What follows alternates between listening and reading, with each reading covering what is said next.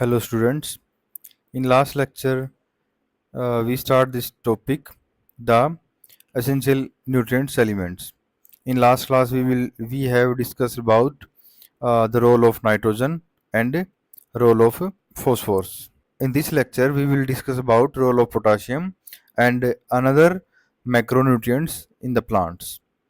So potassium and required abundantly in the plants for its functioning. In agriculture, the potassium is supplied in the form of potash.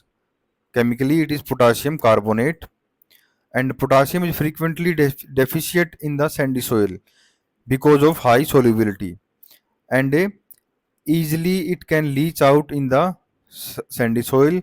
So in the sandy soil, like in mostly in the desert area where the sands particle are more prominent, at that regions the potassium deficiency is oftenly seen. So potassium is a activator of number of enzyme. These enzymes play an important role in the photosynthesis as well as in the respiration. Starch and photosynthesis is also affected by the potassium deficiency. So starch and protein synthesis, both activities are required potassium. If the potassium is absent, then these two processes also disturbed or stopped. Next is the potassium serve as important function in the regulating of osmotic potential of the cell. As we discussed in the phytochrome lecture, the potassium function as a osmoregulator, and it controls the plant movements like opening and closing of stomata, like sleep movement, and a daily change in the orientation of the leaf mean nicti nesty. Next is the because of its highly mobile in nature, potassium serves as a balanced charge of both diffusible and non-diffusible anions. So unlike another macronutrients, potassium is not structurally bound. Means it is not structurally bound. So it is very highly mobile in nature. Next is the deficiency symptoms. So first symptoms appear on the older leaf. Uh, because again it is highly mobile and characteristically develop some kind of mottling or chlorosis followed by the necrotic lesions, and early symptoms appear on the leaf margins. As you see in picture, the first symptoms appear on the margin of the leaf and followed by that decoloration of the leaf continuously along the midrib. Similarly, scenes in the monocot, where again, like maize and some cereals, the necrotic lesions first appear on the uh, older tips of the leaf and gradually progress along the margin to the younger cells near the leaf base. Next is the stem. So due to deficiency symptoms of the potassium, the stem is shortened, weakened, and due to the weakened stem, it is highly susceptible for the root rotting fungi, and because of that stem become bend. Because of potassium deficient, the plant stem become bend and easily attacked by the root rotting fungi, and plant become more prone to fungal infection. Next macronutrients is the sulfur. So sulfur is an important constituent of proteins, coenzyme, and vitamins. So in sulfur found in the soil in the form of iron sulfides and another another elemental sulfur. So sulfur is taken up by the plants in divalent sulfate anions, SO2 4 negative ions. Sulfur deficiency not common problem because there are numerous microorganisms capable of oxidizing sulfur and decomposing the organic sulfur compounds. Also, because of the heavy consumptions of the fossil fuels in the industry, so in the atmosphere, SO2 and SO3, these are two main gases found in the atmosphere, and these are released in the atmosphere by the burning of the fossil fuels in the industry or by the natural phenomena like volcano eruptions or hot sulfur springs. So it is difficult to demonstrate the sulfur deficiency in the greenhouse because of due to the high industrial zone, there is a high concentration of airborne sulfur, means SO2 and SO3. These are the two forms of sulfur are more prominent in the industrial regions. Sulfur sulfur is particularly important in the structure of proteins because in the protein the one polypeptide chains bound with the another one with the help of disulfide bonds. So these disulfide bonds are formed with the help of sulfur, and these disulfide bond mainly found between the two particular amino acids. One is the cysteine and another is the methionine. So these two amino acids are joined together with the help of sulfur bonds, and they contribute in the formation of tertiary or quaternary structure of the proteins. So if the sulfur is deficient, then protein secondary, tertiary and quaternary structure is not formed. Next is sulfur is also important constituents of vitamins like thiamines and biotins, and also with also coenzyme A. So all these are very important components in the respiration and fatty acid metabolism. Next is in the form of iron sulfur proteins like ferredoxin. So these ferredoxins is important in the electron transport chain. So electron transport chain both function in the photosynthesis as well as in the nitrogen fixation. Next important feature of the sulfur is that the family Brassicaceae having two sulfur containing compounds. One is the thiocyanates and another is the isothiocyanates. They are responsible for the pungent flavor in the member of that family like mustard, cabbage, turnip, and because of that pungent smell or flavor, it defends the plant against the insect herbivory. Also, if any plant eaten by the herbivores, then it proven fatal because of that two chemical compounds, that two sulfur containing chemical compounds. Next is the sulfur deficiency symptoms. So like nitrogen, the chlorosis is mainly seen in the leaf, and main symptoms appear in the tissue surrounding the vascular bundles. So main deficiency symptoms around seen around the tissue surrounding the vascular bundle. Also, because of the sulfur deficiency, the protein is not formed, and if the protein is not formed, then no chlorophyll is synthesized, and if the no chlorophyll is synthesized, then no new carbohydrate or glucose is formed in the plant. Unlike nitrogen, sulfur is not really mobilized, means it is not mobilized. So first deficiency symptoms appeared in the younger leaves, means if a like nitrogen, where we discussed in the previous lecture, that if a leaf containing nitrogen, then if the leaf become old, then nitrogen move from the old leaf to the younger ones. So this called the mobility, but this mobility is not seen in the sulfur.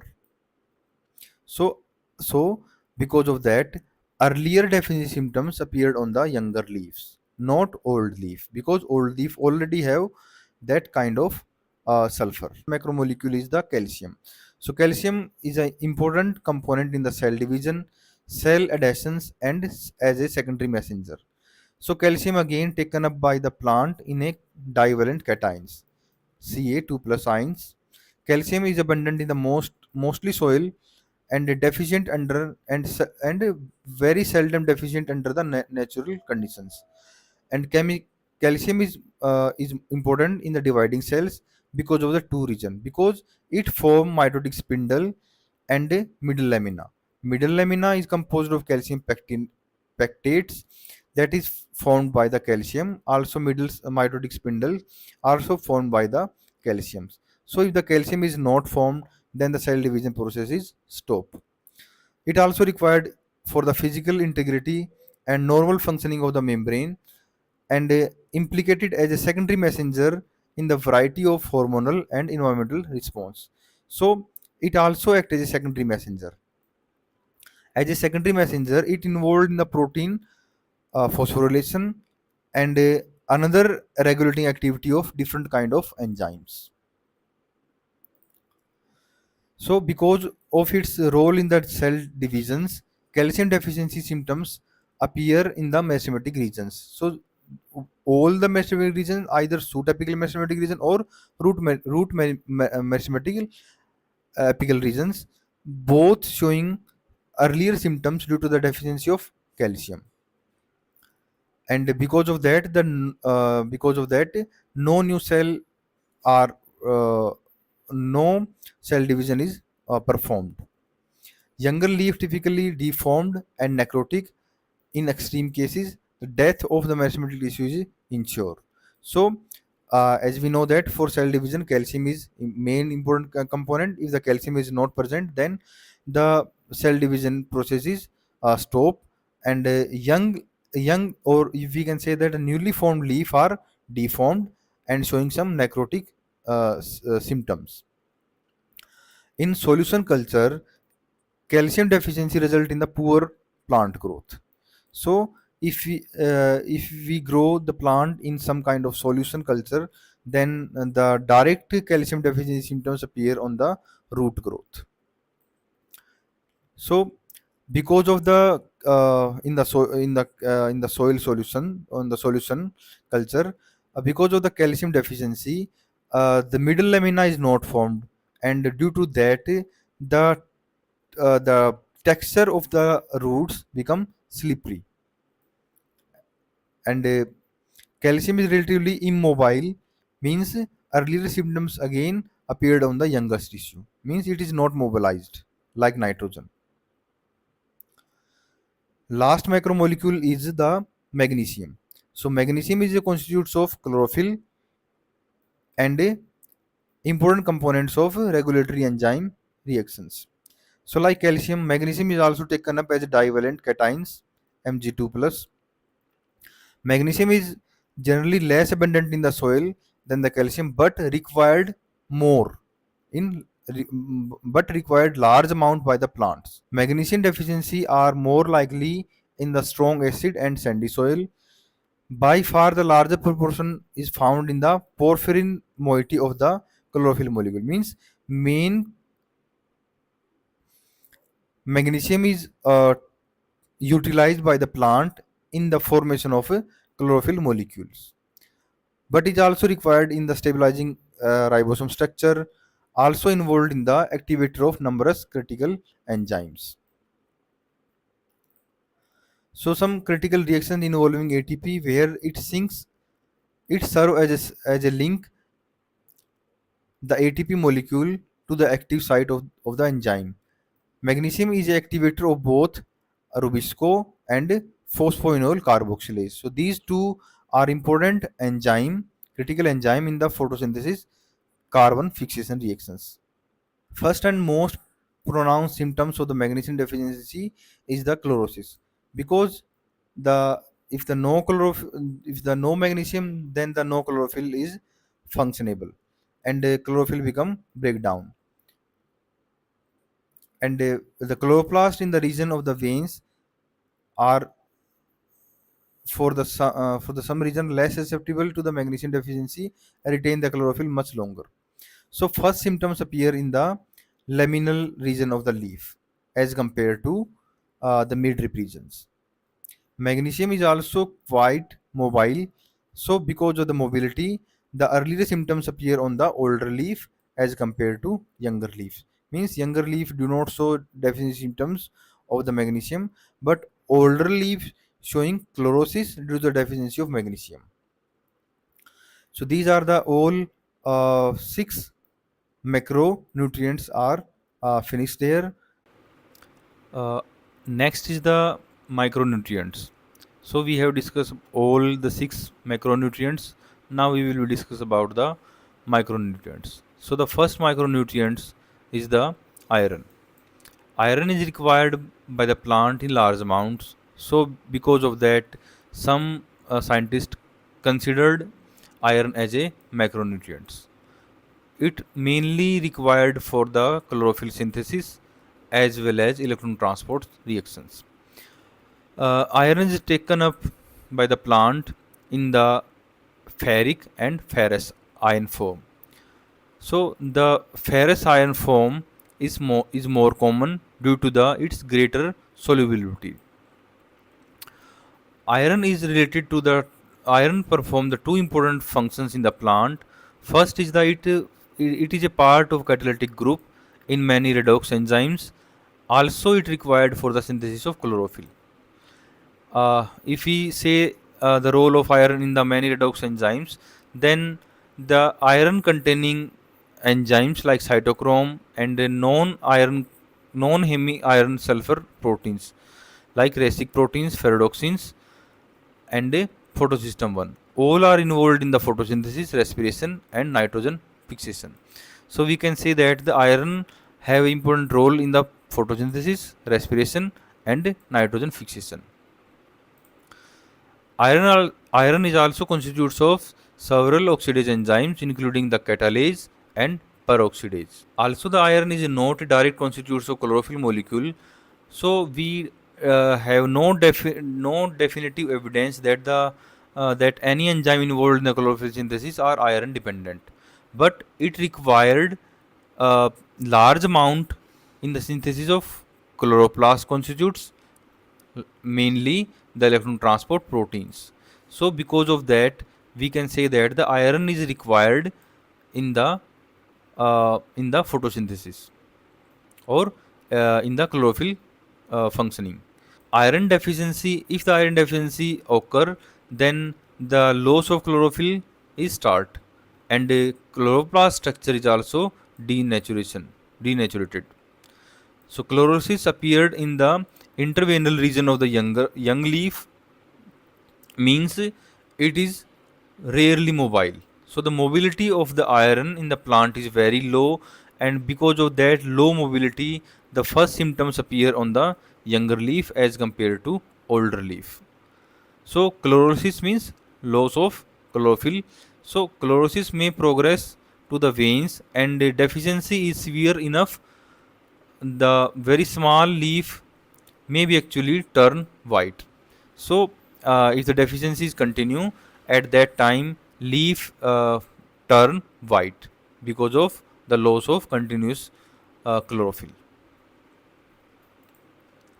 Iron deficiencies are more common of the tendency to form ferric to the form the insoluble hydrous oxide at biological pH, or we can say that at the neutral or alkaline pH it form the insoluble hydrous oxide, and if the hydrous oxide is formed, the plant is not able to absorb it. On the another hand, if the pH soil is acidic, at that time the solubility is increase, means it is very soluble. So if the solubility increase means it is more uptaken by the plant, and if it is more uptake by the plant, then it cause iron toxicity due to the excess of iron uptake.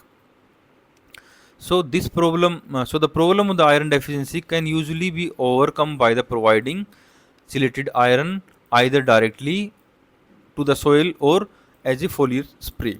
Next micronutrients is the boron. So boron is a micronutrients which is less understood as we compare all the micronutrients, because we do not know, because we do not much know about the biochemical and physiological role of boron. Boron mainly contribute in the structural integrity of the cell wall and cell division, also cell elongation. Uh, Boron in the aqueous solution, boron is present in the boric acid form, and at physiological pH means less than 8, it is found predominantly in the undissociated form, which is preferred by the plants for uptake. Uh, so there is no solid evidence that the boron is directly involved in the some kind of specific enzyme activity, or either structural or an activator.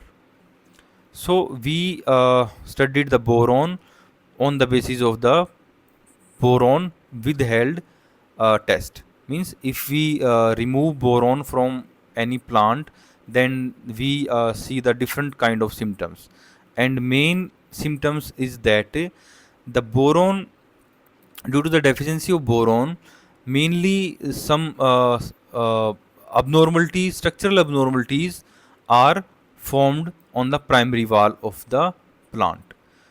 So we can say that the boron form is some kind of stable ester with the cell wall, polysaccharide or saccharides that are adjacent hydroxyl groups.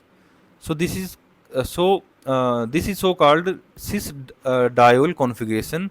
It is a characteristic of some common cell wall polysaccharides such as mannose and its derivative. So only because of these withheld experiments we can say that boron having some role in the uh, primary wall integrity.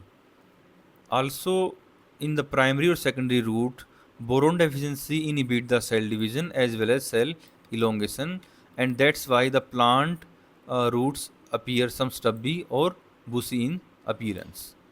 It also inhibits the cell division in the shoot apex as well as young leaves, and due to the continuous deficiency of boron, there may be some necrosis in the mesometic zone.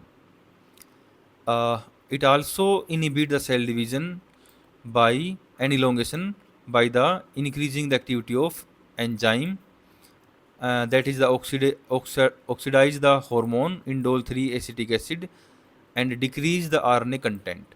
So because of that, the cell division is process is inhibit. Most important function of the boron is the it stimulates the pollen tube germinations and elongation. Means if any pollen grains have a low in the boron, then there is no pollen tube is formed, and if the no pollen tube is formed, no fertilization is take place. Another common symptom of the boron deficiency include the shortened internode and giving the plant bushy and roseate appearance and enlarged stem. This disorder is known as stem crack in ciliary. Another disorder appeared due to the deficiency of boron is the heart rot. Heart rot is seen in the storage roots such as sugar beets, where the dividing cells are dead, and due to that, the disorder is appeared known as heart rot. So this is the second lecture of the mineral nutrients series.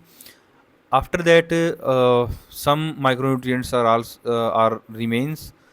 We will be discuss these remaining micronutrients in the next lecture, and thank you for listening, and I will see you in the next lecture.